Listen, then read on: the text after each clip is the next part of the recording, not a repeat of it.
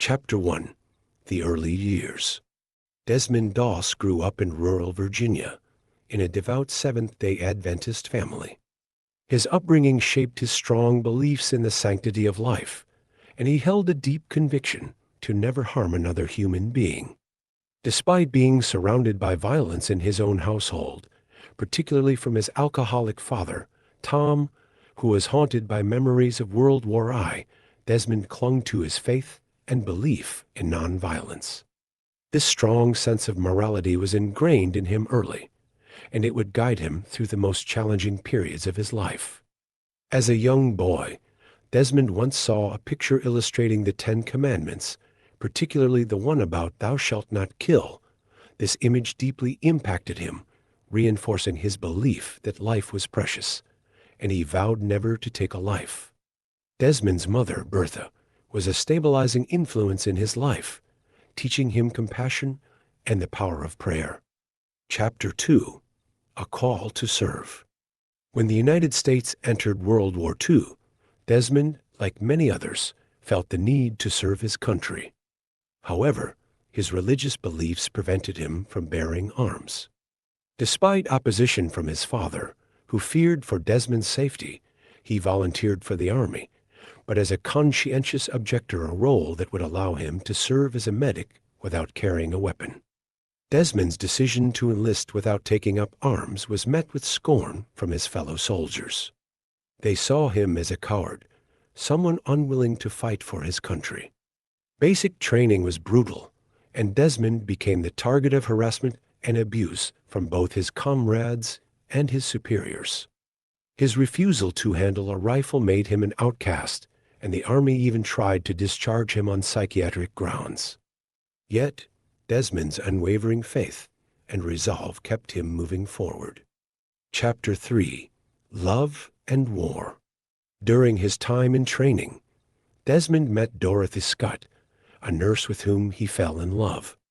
The two quickly bonded over their shared faith and values. They were married shortly before Desmond was deployed, and though their time together was brief, their love became a source of strength for him during the war. Desmond carried a small Bible with him at all times, a gift from Dorothy, and it became his most treasured possession. Their letters kept him connected to home, and Dorothy's words of encouragement helped sustain him through the darkest moments of his service. Chapter 4. The Battle of Okinawa begins. By 1945, the war had reached its most brutal phase in the Pacific Theater, and Desmond's unit was deployed to Okinawa, one of the bloodiest battles of the war. Their mission was to capture Hacksaw Ridge, a towering cliff that provided the Japanese with a fortified position. As they prepared to scale the ridge, Desmond prayed for strength and protection, knowing that the battle ahead would test him in ways he had never imagined. On May 1st, the battle commenced. The ridge was an unforgiving battlefield. Japanese forces were deeply entrenched, and their relentless artillery and gunfire cut down American soldiers as they climbed the cliff. Medics were needed more than ever, and Desmond rushed headlong into the fray, tending to the wounded while bullets and explosions surrounded him. He quickly became known for his courage under fire, running into danger to save lives. Chapter 5. Desmond's Heroism. The battle intensified over the following days, and casualties mounted. On May 5, 1945, Desmond's unit was ordered to retreat from the ridge after a brutal counterattack by the Japanese. Most of the men fled back down the cliff, but Desmond stayed behind. Hearing the cries of the wounded still on the battlefield, he knew he couldn't leave them to die.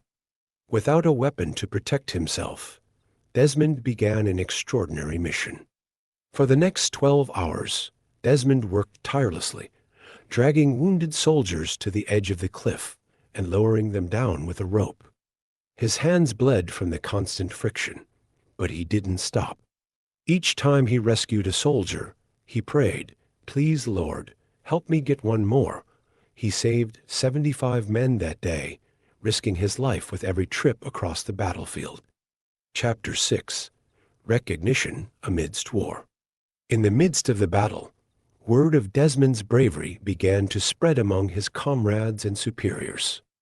Men who had once ridiculed him for his refusal to carry a rifle now looked at him with newfound respect. Even his commanding officers, who had doubted his ability to serve effectively, were moved by his courage and dedication. Desmond's actions on Hacksaw Ridge became a beacon of hope amid the horrors of war. When the battle resumed, Desmond continued his life-saving work, rushing into danger to treat the wounded and retrieve those left behind.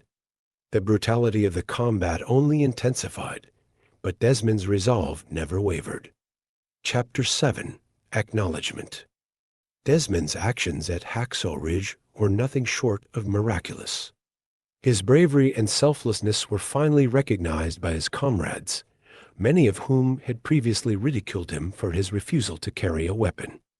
After witnessing his heroism, they came to admire and respect him, realizing that his strength lay not in physical force, but in his conviction to save lives, even at the cost of his own. Despite the dangers, Desmond remained on the front lines throughout the remainder of the battle, continuing to treat the wounded and risking his life time and again. He was eventually wounded himself, hit by shrapnel and later by a sniper's bullet. Even then, he refused to leave his fellow soldiers until the last wounded man was safe. Chapter 8: Homecoming. After the war, Desmond returned home a hero, though he was modest about his achievements. He never sought fame or recognition, but his bravery and commitment were undeniable.